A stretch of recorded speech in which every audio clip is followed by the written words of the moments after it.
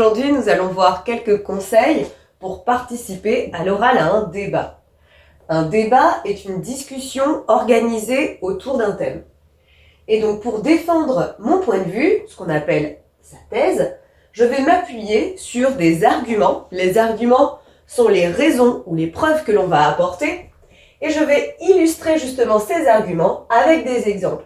Il y a différents types d'exemples que l'on peut utiliser, comme l'expérience vécue, quelque chose que l'on a partagé, quelque chose que l'on a vécu soi-même, une citation d'un auteur célèbre par exemple, des statistiques, donc des chiffres qui viendraient appuyer ce que tu dis, un fait, ce qu'on a pu lire dans un roman aussi, ce qu'on a pu voir dans un film, ou encore ce que l'on a pu voir lors d'une visite culturelle dans un musée ou dans une exposition.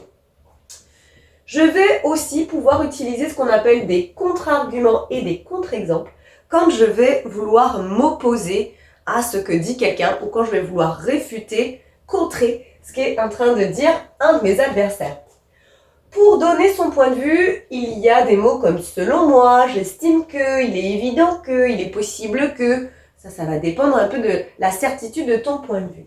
Si tu veux exprimer ton accord avec quelqu'un, je partage l'avis de telle personne, je suis de l'opinion de celui-là, j'approuve parfaitement ce que dit Pierre par exemple. Il y a des connecteurs qui peuvent être ajoutés comme absolument, parfaitement. On peut aussi exprimer son désaccord en disant je ne partage pas l'avis de cette personne, je m'oppose à ce que dit celui-là. Et je peux y ajouter des connecteurs comme c'est faux ou absolument pas. Pour réfuter, on a dit contrer un petit peu les idées adverses, on pourra dire tu dis que, mais en fait, tu prétends cela, cependant, moi, je ne pense pas que, parce que, et on s'explique derrière. Et voilà les types de connecteurs qu'on peut utiliser. Cependant, néanmoins, en revanche. Ce que je vais retenir, surtout lors d'une prestation orale, on respecte les autres, il faut être tolérant, il faut être bienveillant. Bienveillant, c'est laisser l'opportunité à l'autre de s'exprimer, c'est garder l'esprit ouvert, c'est être courtois. Être tolérant, c'est accepter que celui qui est en face, il n'est pas le même avis que toi, ce n'est pas grave. On reste poli, quoi qu'il arrive. On n'utilise pas le langage familier, parce que des fois, quand on est un peu pris comme ça dans l'émotion, ça peut glisser. Bien non, c'est un exercice oral, on doit maîtriser son langage. Et on retient aussi que ce n'est pas celui qui parle le plus fort qui a raison. Ça, les gens qui se mettent à crier pour essayer de prouver un point, ça ne fonctionne pas. Ce n'est pas comme ça qu'un débat est efficace. Et je garde bien aussi en tête toutes les règles d'une prestation orale, c'est-à-dire que je fais attention à mon corps, même s'il y a de l'intentionnalité, j'essaye de ne pas aller dans tous les sens, je fais attention à garder une certaine posture, je fais attention à mon rythme de parole, parler de manière claire, distincte, pas trop vite, pas trop lentement, et mon niveau sonore doit être ajusté justement à cette prestation orale. À toi de jouer maintenant. J'ai mis au tableau différentes phrases et il s'agira pour toi de me dire à quoi ça correspond. Je commence la lecture. Selon toi, lire un roman est-il plus enrichissant que de voir le film ? En ce qui me concerne, je suis tout à fait d'accord pour dire que lire un livre est mieux que de voir le film. En effet, lire fait fonctionner l'imagination et c'est sans limite.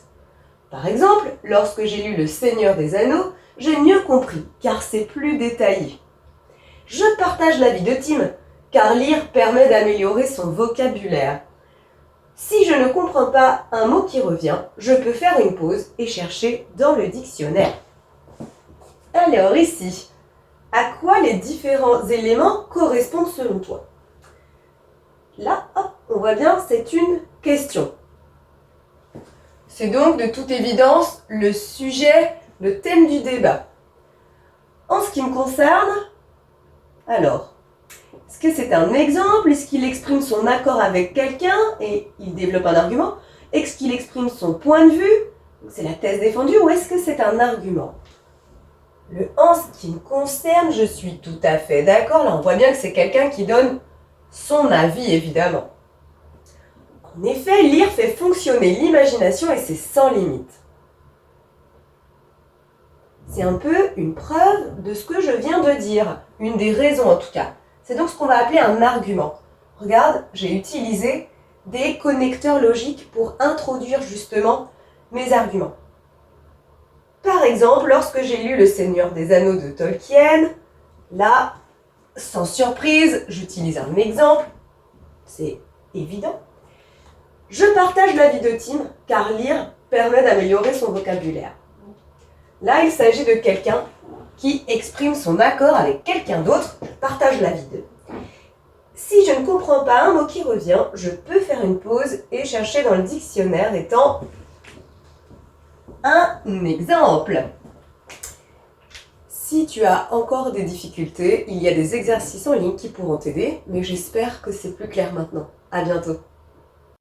Maintenant que tu as tout compris, entraîne-toi en faisant les exercices ci-dessous.